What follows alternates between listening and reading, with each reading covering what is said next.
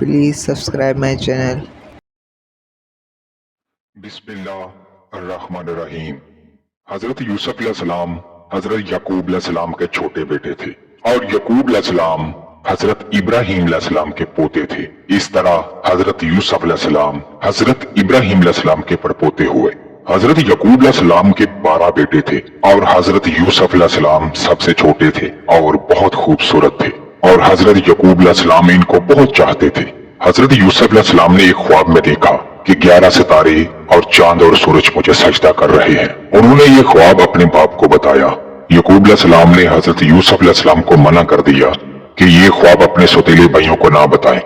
हजरत यूसुफ अलैहिस्सलाम के सौतेले भाइयों ने मिलकर मशवरा किया कि हमारे अब्बा जान यूसुफ अलैहिस्सलाम को बहुत चाहते हैं और हमको इतना नहीं चाहते, इसलिए यूसुफ अलैहिस्सलाम को जान से मार दिया जाए।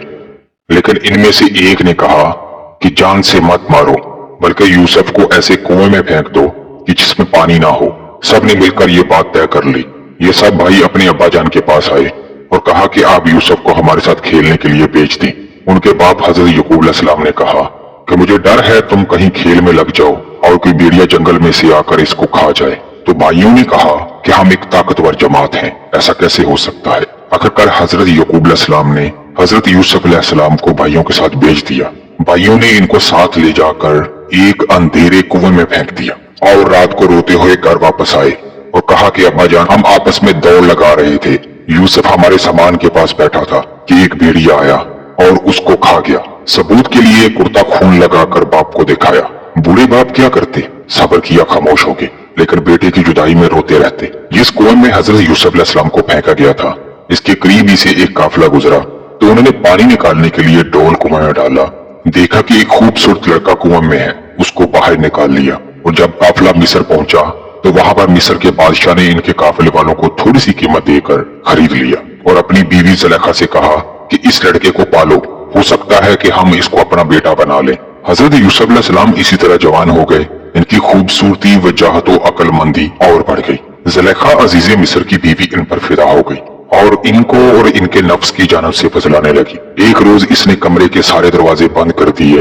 हजरत यूसुफ अलैहिस्सलाम ने ये हालत देखी तो खुदा से पनाह मांगी और दरवाजे की तरफ भागे। ज़ुलेखा ने पीछे से आपकी कमीज पकड़ ली, जिससे कमीज फट गई। उस वक्त अजीज़े मिस्र यानी ज़ुलेखा का शोहर भी दरवाजे पर आ गया।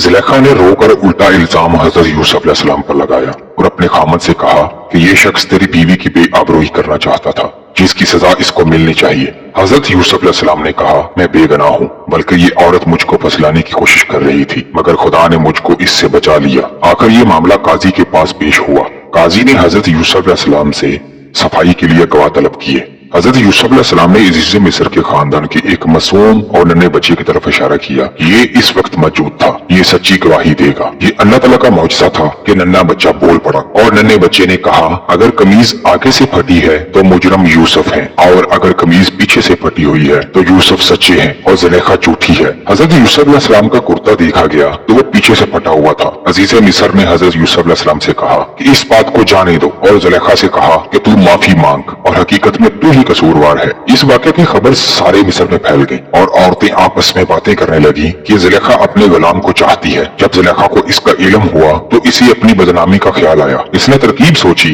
वो ये कि इसने मिस्र की औरतों की दावत की और सबके हाथ में एक एक छुरी और एक एक फल दे दिया और इसी वक्त हजरत यूसुफ अलैहिस्सलाम को वहाँ ले आई। औरतों ने जब हजरत यूसुफ अलैहिस्सलाम का हुस्न जमाल और खूबसूरती को देखा तो वो सब अपने होश में न रही और छुरियों से बजाय फलों के अपने हाथ को काट लिया और कहने लगी वाकई ये तो इंसान नहीं फरिश्ता है। ज़ुलेखा ने इन औरतों से कहा कि ये वही शख्स है जिसके लिए तुम मुझे मलामत करती हो। मैं हकीकत में इसको चाहती हूँ। अगर इसने मेरी मोहब्बत को ठुकरा दिया तो मैं इसको कैद करा दूंगी। थैंक यू सो मच आपका यहाँ तक साथ देने के लिए। इसकी नेक्स्ट एपिसोड का इंतजार लाजमी करिएगा।